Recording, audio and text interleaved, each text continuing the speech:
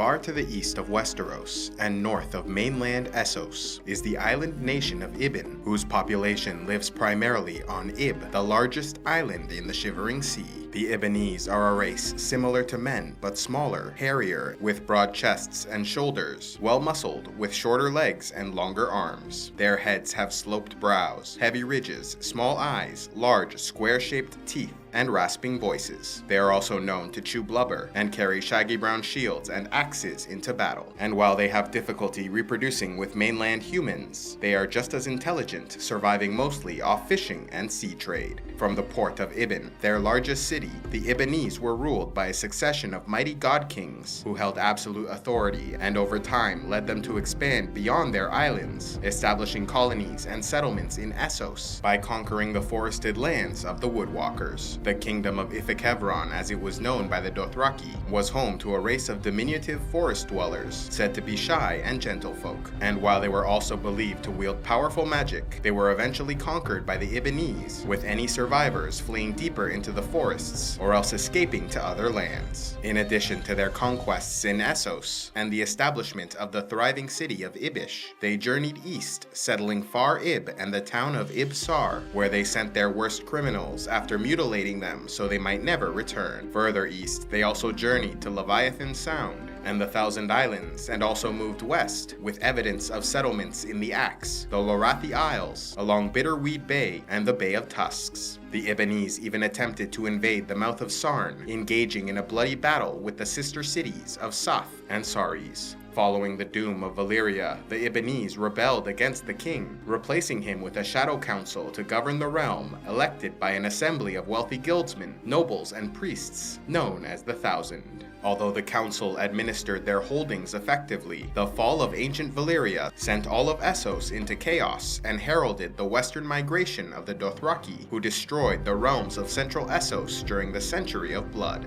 The Dothraki are believed to have kept their distance from Ifekevron out of reverence or fear of the native forest dwellers, but with the Ibbenese now populating the land, the Horse Lords began incursions into the area. However, the Ibbenese fought back, winning several victories and even destroying the great army of Khal Onko. But eventually the relentless Dothraki sacked the city of Ibish under Khal Skoro and then again under Khal Rogo. Finally, the Ibbenese were forced to abandon the area as Khal Dako approached to raid them yet again. Enraged by their departure, Khal Dako burned the city as well as a large portion of the surrounding countryside, earning the nickname Dragon of the North. The Dothraki then came to call Ibish Vase Adisak, meaning City of Cowards. With the loss of most of their holdings in Essos, the Ibbenese established New Ibish in an attempt to regain some of the economic trade and prosperity found in Ibish. But instead, the new city became a gloomy place of relatively minor trade. Relations between the Ibbenese and outsiders have always been rocky, with the islanders deeply mistrustful of foreigners. And while their work as sailors has taken them as far south as the Summer Isles and Summer Sea,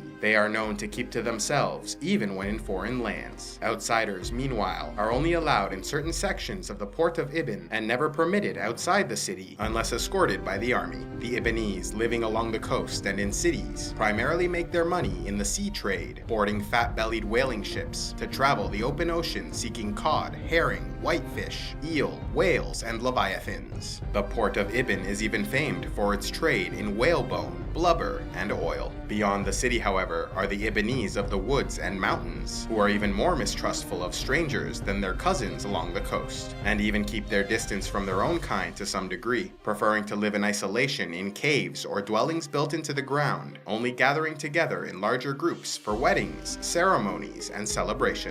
The inland Ibbenese primarily made their living from the extraction of resources, like the harvesting of timber, amber, and collecting the pelts from hundreds of varieties of forest creatures. Many also mined gold, iron, and tin from the mountains. Despite their general desire to be among their own kind, by the 3rd century after Aegon's conquest of Westeros, the Ibbenese had spread throughout the known world, with some serving as sellswords and merchants in the free cities, Westeros, and beyond. A special thanks to all those who contribute to CivilizationEx, like Simon Toyne, Mystery Knight, Magic the Shaman, and Joey Lady Phoenician. If you would like to help CivilizationEx, click on the Patreon link, and please be sure to like and subscribe, and click on the links to see more.